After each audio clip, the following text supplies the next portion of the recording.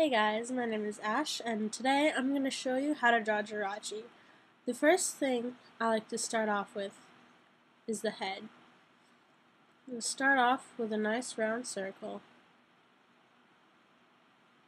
You know what, that's a little high off the page, so I'm going to move it down real quick. Alrighty. Make sure that you leave enough space at the top of your paper to draw Jirachi's head. She has a big head, big star-shaped head. Alright, so after I have my circle, I like to start making the star points on her head. And they're just really wide, curvy triangles. And try to get them a similar shape as possible. Also, you might want to draw crosshairs to decide where she's looking and stuff. I'm just going to have her looking straight on. So that, just draw the star-shaped points. Start with a one on top, because that makes everything easier, then you can know where to set stuff up. You don't have to draw the star shapes as far away from the circle as I did. You can go right from the top of the head. But the reason I drew them so far away was because this circle is actually going to be her face, and the star takes up a lot of her face. So then after I have the star part of her head drawn, I like to draw the little dangly things she has by her face. I like to make them wider than it's normally drawn, just because it looks a little cuter that way, and a little less weird. I don't know why she has those dangly things there, but she does. Right, so then after I have those dangly things drawn, I just draw the top curve, a small curve between them to show where her face starts. And then I like to just draw her chin. I usually just draw a very slight curve from one end of the face loops to the other. Try to make them as evenly as possible. Then after that, I like to just go in and draw her tassels. I think I'm going to have her floating slightly that way, so her tassels are going to be flowing in the opposite direction. So I'll go in and draw her tassels.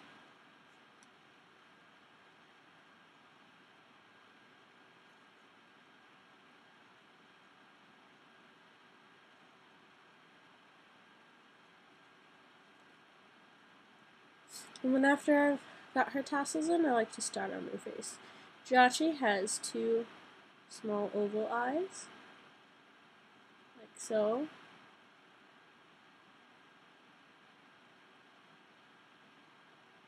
Sometimes they put a bit of color in, sometimes they don't, so I just like to shade it in.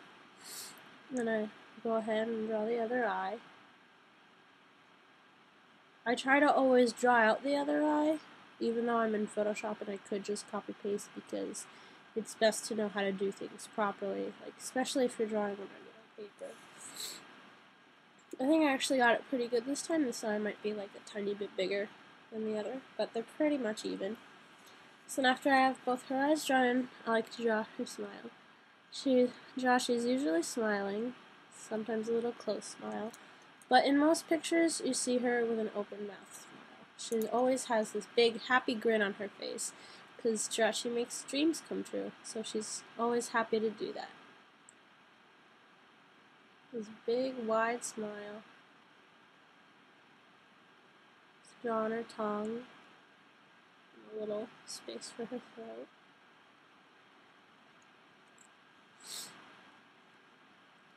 Next thing I like to do is just make a little square, a rectangle rather, because Jirachi has, well, it's kind of square, a slightly long square, I guess. Because Jirachi's pretty pudgy. It's a cute little pudge. It's actually more of a rectangle than a square. Right, so after I have her body, actually, you know what?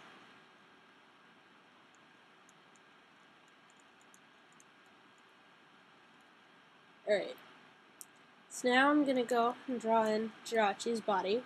Her body usually just floats along.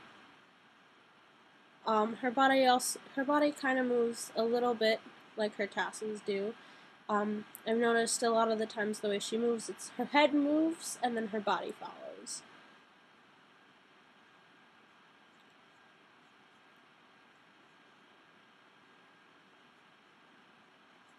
So now I have a body. I usually just draw a really wide oval, or sometimes I make it a little triangular.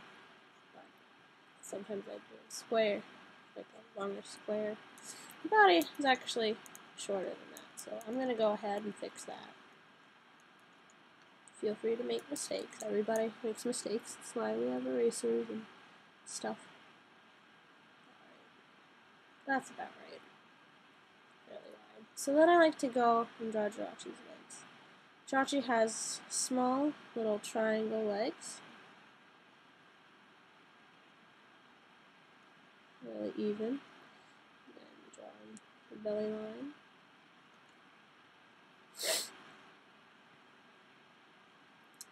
And don't forget to draw the line on her stomach. It's her eye, her third eye that opens whenever she grants a wish. She also has long kimono arms that end in fingers. And the top one right here is usually where her hand starts. She has 3 small triangle fingers. Here on the sleeve. Arms are almost always outstretched. It's actually a little big for her hand. She has small fingers, usually.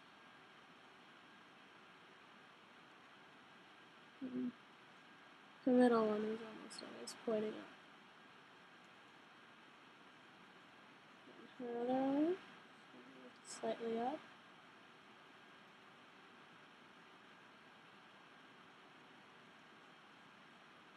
Just go ahead and draw that long sleeve.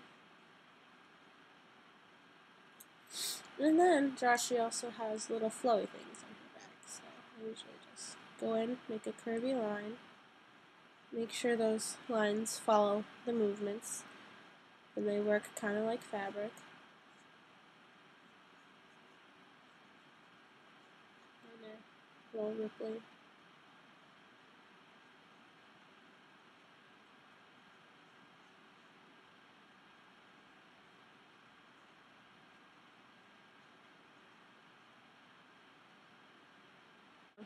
Real quick, I'm going to go erase the lines you don't want. Always make sure you erase the lines you don't want in the end.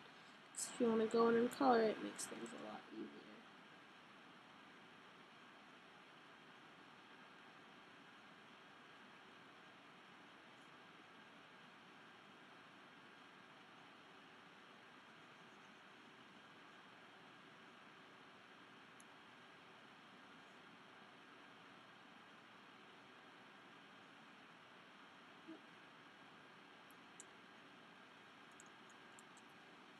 And there we have Jirachi.